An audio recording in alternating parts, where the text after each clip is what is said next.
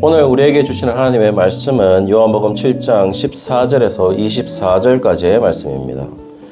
오늘 본문을 한번 보시면 이해가 조금 쉽지 않은 본문이긴 합니다. 왜냐하면 우리가 계속해서 요한복음 같으면 표적이나 여러 가지 사건이나 어떤 이야기가 있어야 되는데 상당히 논쟁거리가 되고 있는 부분을 지금 말하고 있기 때문에 이해가 쉽지 않다는 것이죠. 그리고 실제로도 지금 오늘 본문을 보시면은 갑자기 표적이 나오다가 예수님이 유대인과 논쟁을 하는 부분이 나오고 있기 때문에 더욱더 우리에게는 쉽지는 않습니다.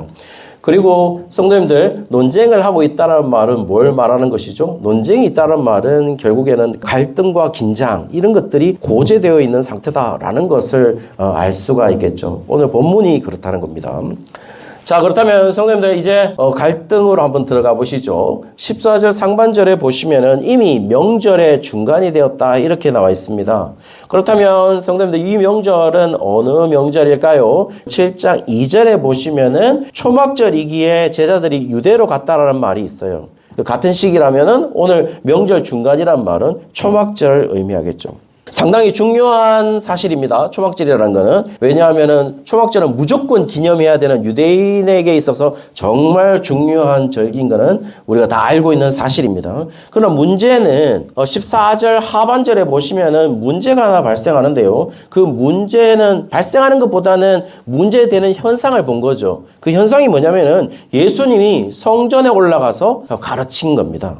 성도님들, 예수님이 성전에서 가르치셨잖아요. 어떤 행위로 보이십니까? 여러분들이 만약에 유대인들이라면 예수님이 성전에서 가르치는 행위가 어떤 식으로 보이겠습니까? 저 사람이 가르칠 수 있는 사람인가? 이런 생각을 가지지 않겠습니까? 그리고 성도님들, 지금 초막절이잖아요. 초막절이면은 그 모든 생각의 중심과 행동의 중심과 그들의 사상의 중심은 어디가 되어 있겠습니까? 초막절에서 드릴 행사의, 절기적인 행사의 중심이 되어 있겠죠. 그렇단 말은 성전의 중심이 되겠죠. 그러니까 성전의 중심이 된다는 말은 성전에서 일하는 자들이 한마디로 주축이 되는 그런 것인데 그 주축을 지금 예수님이 흔들고 있다라는 걸 볼 수 있겠죠.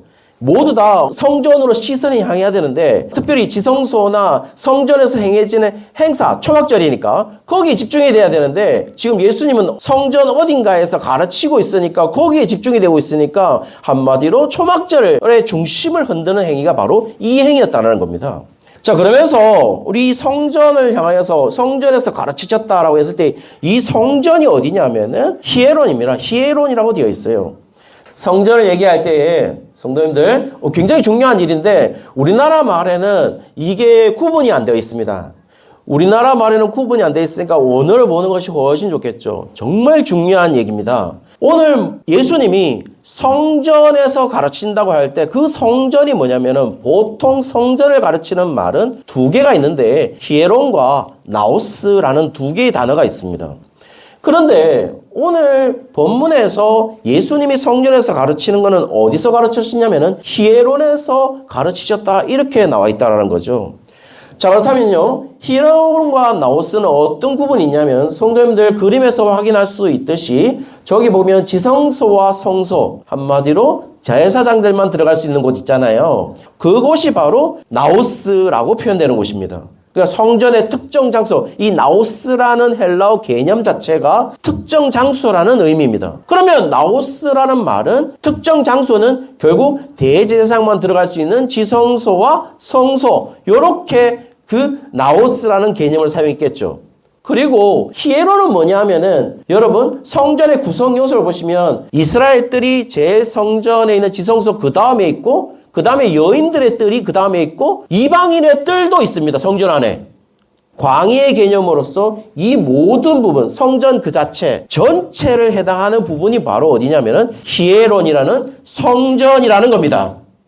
그렇다면 성도님들, 이 예수님께서 어디서 가르쳐 주시냐면은 나중에 본문에 다른 데서 보면 연복의 앞에서 가르치셨다 이런 부분이 나오거든요. 그럼 연복에는 어디냐면은 바로 여인들의 뜰에 있습니다. 그러니까 예수님이 가르친 장소는 어디라는 거죠? 여인들의 뜰이라는 그 성전에서 가르쳤다는 거죠. 자, 이게 왜 중요하냐면은 지금 한글 성경에서는 알 수가 없지만은 본문에서 예수님이 가르치신 공간은 어디냐면 히에론이라는 성전 그 자체에서 특별히 여인들의 뜰에서 가르쳤다는 겁니다. 지금 성도님들 초막절이 되었으니까 초막절에서 성전 가운데 가장 중심에 돼야 되고 모든 이스라엘 백성들, 유대인들이 어느 곳을 향해야 되냐면 사실은 성전 가운데 나오스를 향해야 되죠. 초막절에 가장 중심되는 곳이 어디냐? 바로 성전 가운데 나오스예요. 지성소란 말이죠. 거기에서 모든 것이 행해지니까요. 모든 것이 기념되는 그 주간에서는 성전에 일하는 자가 주축이 되고 나오스가 중심이 되는데 예수님은 지금 어디 가르치고 있냐? 여인들의 뜰이라는 그 히에론이라는 성전 중심이 되지 않는 곁다리에 있는 성전이라고 말할 수 있겠죠. 거기서 가르치고 있으니까 예수님은 지금 뭘 하고 있냐면은 실제로 오늘 본문은 예수님이 유대인들의 시선을 나우스로 향하게 있는 것이 아니라 지금 나우스에서 히에론으로 시선 전환을 지금 시키고 있다는 겁니다. 어쨌든 지금 예수님은 유대인들이 하고 있는 그 시선은 다 나우스에 있어야 되는데 유대인들의 시선을 지금 예수님이 가르치고 있는 거기로 향하고 있다는 거죠. 히에론으로. 그러니까 유대인들이 싫었겠어요? 좋겠습니까? 당연히 싫을 수밖에 없죠. 성전에서 일하는 대제사장들, 제사장들은 저 가르치는 행위가 어떻겠습니까? 정말 꼴보기도 싫었겠죠. 15절에 보시면은 유대인들의 반응이 나와요. 유대인들이 어떻게 했냐? 저 지금 가르치는 행위에 대해서 적절치 못하다라고 생각했던 것 같아요. 그러면서 이 사람은 배우지도 않았다. 그리고 어떤 거를 아느냐라고 얘기를 하는 거 보면 성도님들 사투리로 표현하면 아주 잘 알아볼 수 있어요. 지가 뭔데? 지가 뭔데 가르치노? 글자는 아나? 이런 식으로 행동을 했다는 겁니다. 성도님들 이 본문에 관해서 우리가 조금 잘못 이해하고 있는 시점은 뭐냐면은 대부분의 어떤 이야기들 속에서 이 본문에 대해서 아니 저 사람은 원래 목수고 교육을 받지 못한 것 같은데 어떻게 저렇게 높은 지식적 측면을 가르치느냐라고 놀라워했다라고 표시하는 것지만 그게 아니라 가르치는 그 자체가 지금 유대인들에게는 부정적인 반응을 하고 있다는 겁니다. 그거는 왜 놀랍게 여겼냐면은 이게 놀랍게 하다를 조금 우리나라 말 성경이 조금 아쉽게 해석을 한 것 같아요. 성도님들 이게 왜 아쉬우냐면은 이 놀랍게 하다라는 것이 우리는 놀라움이 뭡니까? 사실은 예수님은 글자도 모르고 지식층의 교사도 아닌 것 같은데 랍비도 아닌 것 같은데 저런 놀라운 걸 어떻게 가르치냐라고 했을 때 놀랍게 표현되는 것인데 여기에 놀랍게 하다를 그런 식으로 써 놓으니까 우리가 헷갈리는 것이죠. 근데 사실은 놀랍게 여기다가 헬라어 원어는 어떻게 되냐면 다우마조라고 되어 있어요. 다우마조. 근데 저 다우마조가 오늘 본문에 또 나옵니다. 21절에 보시면은 거기에 이상하게 여기는도다가 바로 다우마조예요. 그럼 같은 단어라는 거죠. 그러니까 21절은 이상하게 여기다고 얘기했고 위에는 놀랍게 여기다라고 했으니까 사실은 놀랍게 여긴 게 아니라 이상하게 본 거죠. 밑에 이상하게 여긴다는 뭐냐면은 예수님께서 대답하여 이르시되 내가 한 가지를 행하매 너희가 이로 말미암아 이상히 여겼다. 이 말은 뭐냐면은 저 한 가지 일이 뭐냐면은 베데스다 연못에 있는 38년 된 병자를 언제 고치셨냐면은 안식일 날 고치는 걸 가지고 이상히 여겼다 이렇게 얘기했거든요. 예수님 스스로가 왜 안식일 날 38년 된 병자를 왜 고쳐? 라는 것에 대해 이상하게 여겼다는 말이 다우마조예요. 그 말은 뭘 말하냐면은 안식일 날 고친 사건이 유대인들에게는 아주 안 좋은 사건이었잖아요. 부정적인 사건이었죠. 왜 안식일 날 고치는데 지가 하면서 이런 식으로 반응을 했던 겁니다. 그런 식으로 얘기를 할 때 그 단어 이상하게 여기다는 것이 다우마조인데 그 다우마조가 오늘 본문 15절에 아니 예수님이 왜 성전에서 가르치는데 그거를 이상하게 여겼다는 겁니다. 놀랍게 여겼다기보다는 이상하게 여긴 거죠. 다우마조. 그 말은 무식한 사람이 어떻게 저렇게 놀라운 교훈을 전할 수 있지? 라고 하는 긍정적인 반응이 아니라 어떻게 자기가 교원 자격증이 있어? 지가 뭔데? 랍비 자격증이 있어? 뭔데 지가? 왜 가르치는 거야 도대체? 라는 것에 대한 부정적 반응이 바로 이 다우마조라는 겁니다. 그러므로 이 사건에 대해서 유대인들의 반응은 성전에서 가르치시는 예수님에 대한 반응은 한마디로 놀라움이 아니라 이상하게 여겼던 부정적 반응이었단 말입니다. 그것에 대해서 예수님의 대답은 아주 단호했습니다. 예수님의 대답은 뭐냐면은 자신의 지식과 생각과 교훈, 지금 전하고 있는 자신들의 모든 말, 이것에 대해서 그 기원을 설명을 했는데요. 그 기원을 어떻게 설명했냐면은 그 기원을 자신에게 두지 않았어요. 어디에 뒀냐면은 인간의 가르침에 두지 않고 철저하게 하나님에게 자신의 말하는 모든 교훈의 기원을 하나님에게 두고 있다라는 사실을 지금 말해주고 있죠. 따라서 우리가 하나님의 말씀을 전한다라고 얘기를 했을 때 우리가 전하는 말들은 단순히 인문학을 얘기하는 것이 아니라 사실은 신적 기원의 말씀을 전하는 것이죠. 심지어 예수님도 내가 말하는 거는 내 교훈은 나한테 기원된 게 아니고 하나님으로부터 왔다 이렇게 얘기를 하고 있는 것이죠. 따라서 18절에 보십시오. 18절에 보시면 예수님은 만약 자신의 말을 하는 자는 자신의 영광을 구한대요. 그렇죠. 그렇습니다. 근데 예수님은 자신의 영광을 구하는 게 아니래요. 오로지 하나님의 영광을 구한다 이렇게 말하고 있어요. 그러므로 하나님의 말씀을 전한다 이렇게 말하고 있습니다. 그러면서 뭐라고 말하냐? 그 속에 불의가 없대요. 그 말은 반대로 한번 생각해 보십시오. 어떤 말이냐? 자기의 영광을 구하는 모든 말들이 다 불의한 것이죠. 참되지 않은 겁니다. 여러분, 우리는 우리의 영광을 구할 일들이 엄청나게 많습니다. 잘했으면 내가 잘했다고 말하고 싶어요. 그렇지 않습니까? 결국에는 뭡니까? 자기 영광을 구한다는 겁니다. 오늘 본문상에 비춰본다면 뭐라고 말하는 거죠? 모두 다 불의다. 그거는 불의. 불의한 것이다. 오로지 의로운 걸 뭐라고요? 참된 것은 뭐라고요? 하나님의 말씀에서 기원된 그 모든 것이 참된 것이고 불의한 것이 없는 의로운 것이다. 이렇게 얘기한 것이죠. 그것에 근거해서 자기의 영광을 위해 말하는 자들은 불의하기 때문에 그들을 향하여서 상당히 심각한 얘기를 합니다. 19절에 한번 보시죠. 그들을 향하여서 율법을 지키지 아니한다. 이렇게 말하고 있어요. 성도님들 이게 이해가 되시나요? 율법을 최고로 생각하는 사람들한테 뭐라고 얘기했냐면 너희들 율법 지키는 게 아니야. 이게 이해되시나요? 요즘 말로 상당히 긁혔을 거라는 거예요. 아니 율법을 최고의 그거로 생각하는 사람한테 뭐라고 얘기냐? 너희들 율법을 지키지 않는 거야. 엄청나게 긁혔을 겁니다. 그런데 거기에서 더 심각한 얘기를 하고 있어요. 율법을 지키지 않는 태도에 있어서 특징을 지을 수 있는 행동이 뭐였냐면은 예수님을 죽이려 한다 이렇게 말하고 있어요. 여러분 이게 이해가 되시나요? 생각해 보십시오. 예수님이 뭐라고 말하는 거냐? 율법을 지키지 않지? 그 율법을 지키지 않는 행동의 최고의 행동이 뭐냐? 예수님을 죽이려고 하는 거다.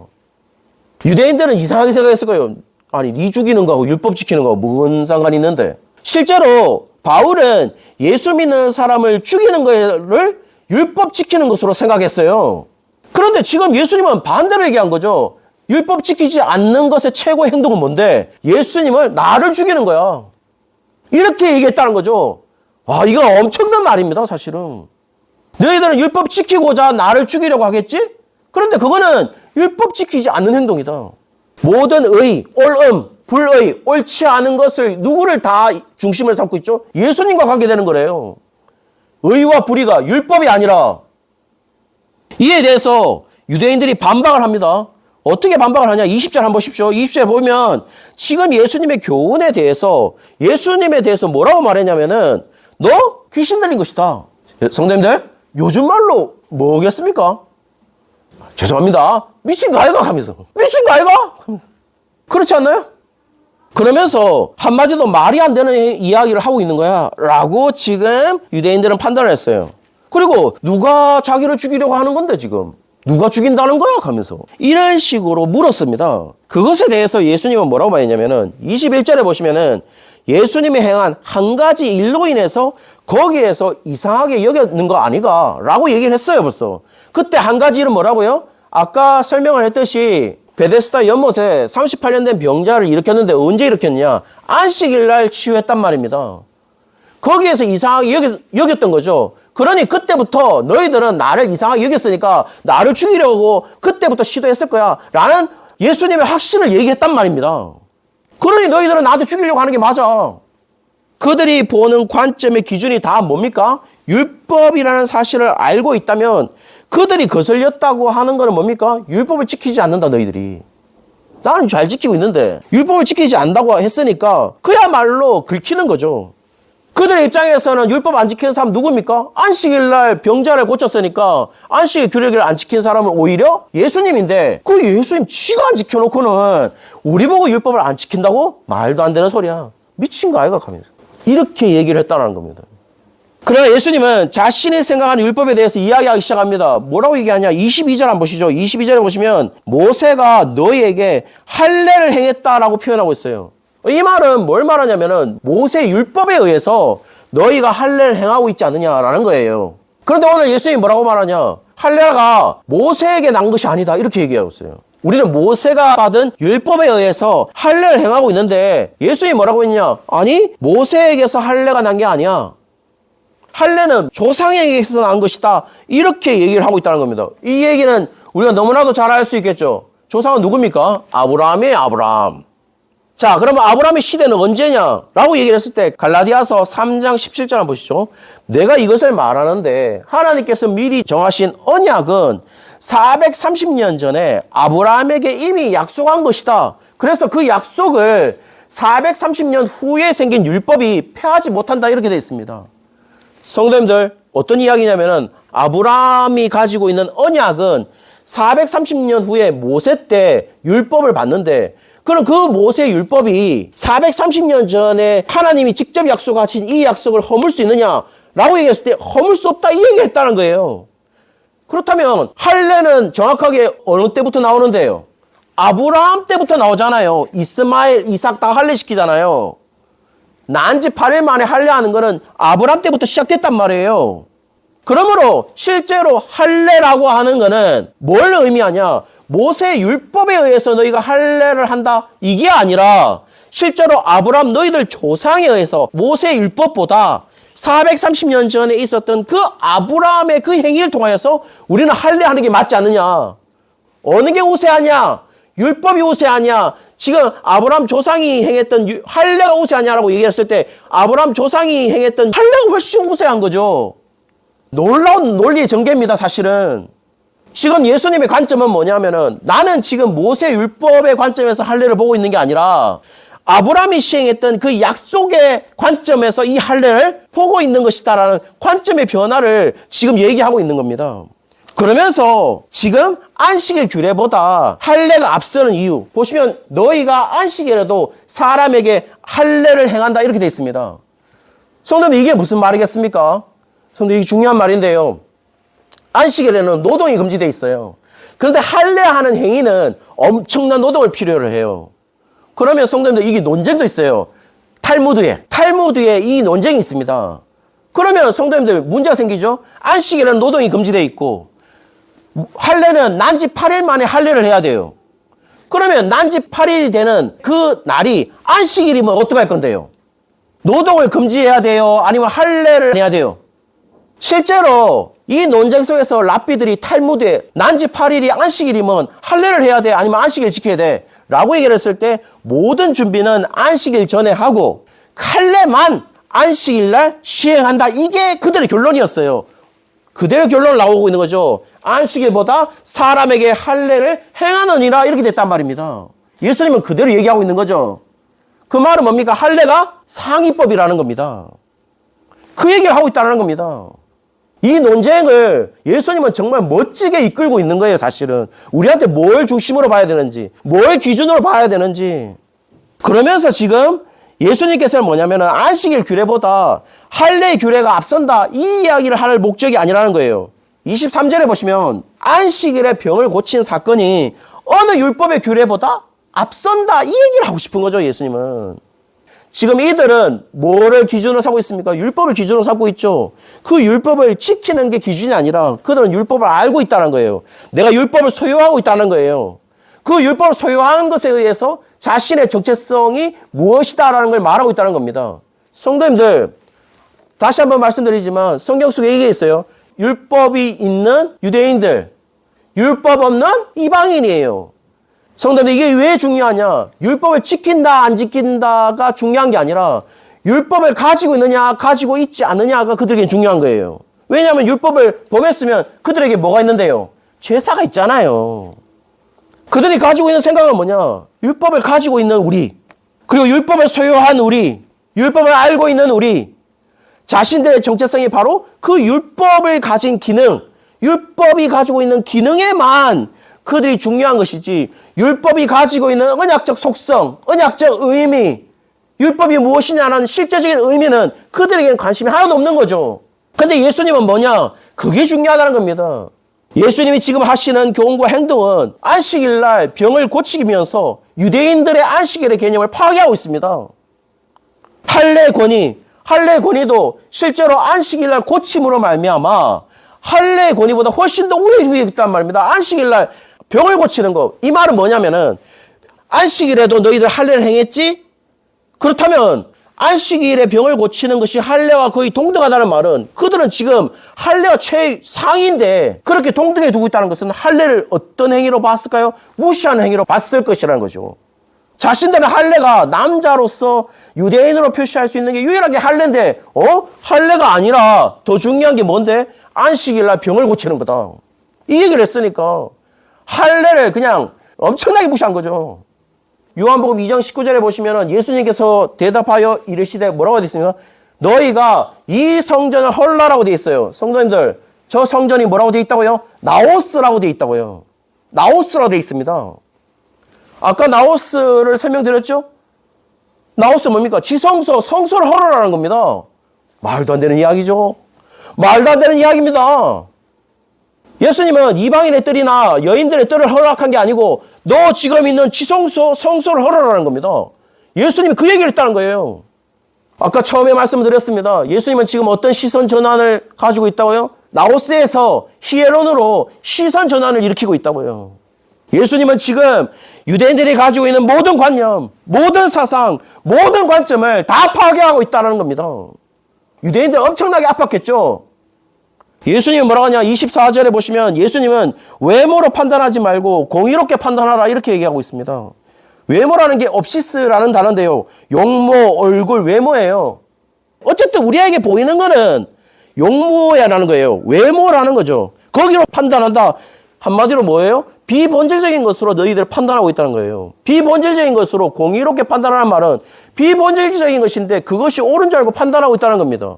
진짜 옳은 건 뭐라고요? 본질적인 것이라고요. 본질이 뭔데요? 예수님이라는 겁니다. 사랑하는 성도님들, 우리는 교회의 본질이 뭔데요? 예수님이 선포되냐 선포되지 않느냐가 중요한 거예요. 그게 본질이라는 겁니다. 그것이 안 되고 있으면 교회는 본질이 없다라는 겁니다. 교회가 건물이 본질이 아니고 교회가 주일학교 규조가 본질이 아니라는 겁니다. 지금은 또 뭐예요? 주차장이 있냐 없냐? 내가 편하게 올 수 있냐 없냐? 이게 비본질적인 것이 다 지금 교회를 선택하는 기준이 됐다는 겁니다. 다 비본질적인 겁니다. 예수님이 파괴하려고 했던 거예요. 그런데 왜 우리는 그걸 본질적인 것으로 찾냐 이 말이죠. 아무것도 없어도 교회 구조가 좋으면 교회가 대형 교회면은 우리는 말씀이 없어도 옵니다. 왜? 맡길 수 있으니까. 주차시설 좋으면 또 옵니다. 없는데 갑니다. 비본질적인 겁니다. 본질은 뭐라고요? 예수님이라는 거죠. 예수님. 그 얘기를 하고 있다는 겁니다. 어떤 관점으로 보느냐에 따라서 우리는 다른 판단을 내릴 수밖에 없다는 거죠. 성도님들, 한 이야기를 해드리려고 해요. 2026년에 밀라노 동계올림픽이 있었습니다. 지금 하고 있죠. 스키점프에서 대단한 사람이 있습니다. 사실은 중국 국가대표 스키점프 대표 선수인데요. 구 아이링입니다. 미국에서 출생했고 엄마가 중국 사람이라서 중국인 대표로 나와 있습니다. 이 사람한테 기자가 질문을 합니다. 질문은 뭐였냐? 지금 밀라노 올림픽 바로 4년 전에 다 어디 있었습니까? 베이징에서 했잖아요. 베이징 동계올림픽이었어요. 근데 지금 이 구아링이라는 이 스키점프 선수가 중국 국가대표로서 베이징에서 제가 2개를 땄는지 3개를 땄는지 모르죠. 어쨌든 2개 이상 땄어요. 스키점프에서. 그런데 요번에 어떻게 됐냐면은 은메달 2개를 딴 거죠. 구아이링이. 대단한 스타 플레이어예요. 그런데 이 기자가 질문을 하기 시작합니다. 그 구아이링 스키점프 선수에게 뭐라고 하냐면 은메달 2개를 딴 것이냐 아니면 금메달 2개를 놓친 거냐 이렇게 질문을 합니다. 그러면서 이 구아이링이 뭐라고 얘기를 했냐면은 올림픽 메달을 따는 것은 모든 선수들에게는 인생을 바꾸는 경험이다 이렇게 얘기를 하고 있습니다. 그러면서 두 개의 메달을 놓쳐버린 상황은 그 놓쳐버렸다고 생각하는 것은 결국 누구냐면은 보는 제3자의 관점이라는 거예요. 근데 나는 어떻게 생각하냐면은 나는 지금 누구도 이루지 못한 것을 이뤘다라고 말하고 있습니다. 그러면서 자신이 뭐라고 하냐면 나는 지금까지 5개의 메달이 있다는 거예요. 그렇게 한 사람 있냐고. 그리고 나는 이번에도 여전히 내가 보여줄 수 있는 최고로 보여줄 수 있는 스킬을 보여줬다는 거예요. 여러분 어떻습니까? 관점이라 하는 것이 바로 이런 거죠. 나는 금메달 2개를 놓친 게 맞습니까? 아니면 은메달 2개를 딴 게 맞습니까? 보는 것에 따라서 긍정적인 관점을 가질 수도 있고 굉장히 부정적인 관점을 가질 수도 있어요. 관점에 따라서 우리는 얼마나 다른 해석을 가질 수 있는지를 보여주고 있다는 거죠. 예수님은 지금 그 관점의 변화를 일으키고 있다는 겁니다. 어느 한 관점을 철저하게 파괴하고 있다는 거예요. 어쩌면 우리는 성전을 라오스로만 생각하는 그 성전의 개념을 우리가 갖고 있는지도 모르겠습니다. 우리가 가지고 있는 고정관념, 우리가 가지고 있는 선입견, 우리가 가지고 있는 판단 기준들. 예수님은 그 나오스로 성전을 보는 게 아니라 히에로로 다시 그 성전을 바라보기를 원했고 모세로부터 받은 율법의 관점으로 할례를 해석하는 것이 아니라 430년 이전에 아브라함이 행했던 그 할례의 관점으로 다시 할례를 보기를 원하는 그런 관점의 변화를 예수님은 계속 일으키고 있다는 거죠. 한마디로 뭘 말하는 것이죠? 우리가 가지고 있는 그 모든 관점들은 비본질적인 것이다. 이 얘기를 하고 있다는 겁니다. 우리는 교회에 오면은 하나님의 말씀들 다 관점이 어떻습니까? 내가 위로받아야 되고 내가 은혜 받아야 돼요. 어떻게 그럴 수 있어요, 교회가? 그게 무슨 관점이에요? 내가 위로가 안 되면 내가 은혜 받지를 못하면 하나님의 말씀이 아닌 겁니까? 그렇지 않습니다, 여러분. 설교자들은 거기에 갈등 속에서 싸우겠죠. 성도들이 웃고 성도들이 더 위로받는 설교들 하고 싶겠죠. 그렇지만 비본질적인 겁니다. 본질적인 건 뭡니까? 사랑하는 성도님들, 우리의 삶의 본질이 뭡니까? 우리의 삶의 기준이 뭡니까? 다 용모, 그냥 외모만 보고 표면적인 것만 보고 유대인들이 생각하는 율법만 보고 그게 아니라 우리가 생각해야 되는 것은 본질인 예수님이라는 것이죠. 예수님이 우리의 기준이라는 겁니다. 우리의 시선을 어디에 향해야 되겠습니까? 예수님에게만 향해야죠. 사랑하는 성도님들, 내일 되면 우리의 시선이 사라집니다. 어디로? 예수님에게 있던 시선이 사라집니다. 주일날에는 다 할 수 있습니다. 예배 드리고 있으니까 어느 정도 하나님 생각합니다. 하나님 기뻐하시겠지 라고 하면서 우리는 하나님께 향하고 있어요. 당장 월요일 되면 그 시선이 사라집니다. 우리는 그렇지 않습니까? 저 또한 마찬가지입니다. 내일 우리의 시선이 다르게 향할 그 날이 시작이 되는데 아무쪼록 그 시선을 다시 한 번 더 하나님에게로 주님에게로 돌릴 수 있는 우리 모든 그 교회 성도님들 되시기를 주의 이름으로 축원합니다.